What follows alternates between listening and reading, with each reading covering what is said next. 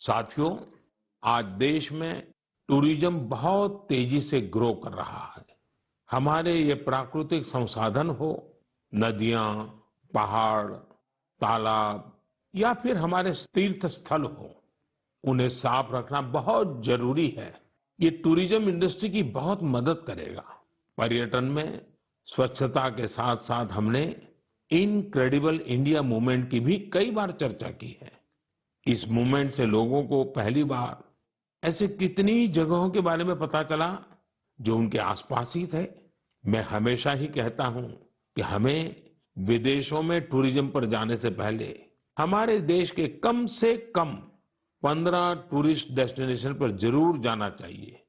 और यह डेस्टिनेशन जिस राज्य में आप रहते हैं वहां के नहीं होने चाहिए, आपके राज्य से बाहर किसी अन्य राज्य के होने चाहिए। ऐसे ही हमने स्वच्छ सियाचिन, सिंगल यूज प्लास्टिक और ई वेस्ट जैसे गंभीर विषयों पर भी लगातार बात की है। आज पूरी दुनिया पर्यावरण के जिस इशू को लेकर इतना परेशान है, उसके समाधान में मन की बात का ये प्रयास बहुत अहम है। साथियों, मन की बात को लेकर मुझे इस बार एक और खास संदेश यूनेस्को की डीजी ऑद्रे ऑजुले का आया है। उन्होंने सभी देशवासियों को 100 एपिसोड की इस शानदार जर्नी के लिए शुभकामनाएं दी हैं। साथ ही उन्होंने कुछ सवाल भी पूछे हैं। आइए पहले यूनेस्को की डीजी के मन की बात सुनते हैं। Namaste, Excellency, dear Prime Minister. On behalf of UNESCO, I thank you for this opportunity to be part of the 100th episode of the Man Ki Baat radio broadcast. UNESCO and India have a long common history. We have very strong partnerships together in all areas of our mandate: education, science, culture, and information. And I would like to take this opportunity today to talk about the importance of education. UNESCO is working with its member states to ensure that everyone in the world has access to quality education by 2030. With the largest population in the world, could you please explain the Indian way to achieving this objective?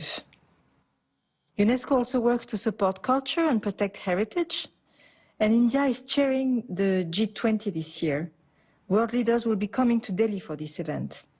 Excellency, how does India want to put culture and education at the top of the international agenda?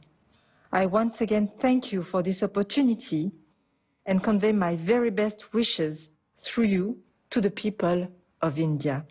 À bientôt. Merci beaucoup. Thank you, Excellency. I'm happy to interact with you in the 100th Man Ki Baat program. I'm also happy that you have raised the important issues of education and culture. साथियों, UNESCO की DG ने education और cultural preservation यानी शिक्षा और संस्कृति संरक्षण को लेकर भारत के प्रयासों के बारे में जानना चाहा है। ये दोनों ही विषय मन की बात के पसंदीदा विषय रहे हैं। बात शिक्षा की हो या संस्कृति, उसके संरक्षण की बात हो या संवर्धन की, भारत की यह प्राचीन परंपरा रही है। इस दिशा में आज देश जो काम कर रहा है वो वाकई बहुत सराहनीय है। नेशनल एजुकेशन पॉलिसी हो या क्षेत्रीय भाषा में पढ़ाई का विकल्प हो, एजुकेशन में टेक्नोलॉजी इंटीग्रेशन हो, आपको ऐसे अनेक प्रयास देखने को मिलेंगे। वर्षों पहले गुजरात में बेहतर शिक्षा देने और ड्रॉप आउट रेट्स को कम करने के लिए गुणोत्सव और शाला प्रवेश उत्सव जैसे कार्यक्रम जन भागीदारी की एक अद्भुत मिसाल बन गए थे। मन की बात में हमने ऐसे कितने ही लोगों के प्रयासों को हाईलाइट किया है जो निस्वार्थ भाव से शिक्षा के लिए काम कर रहे हैं।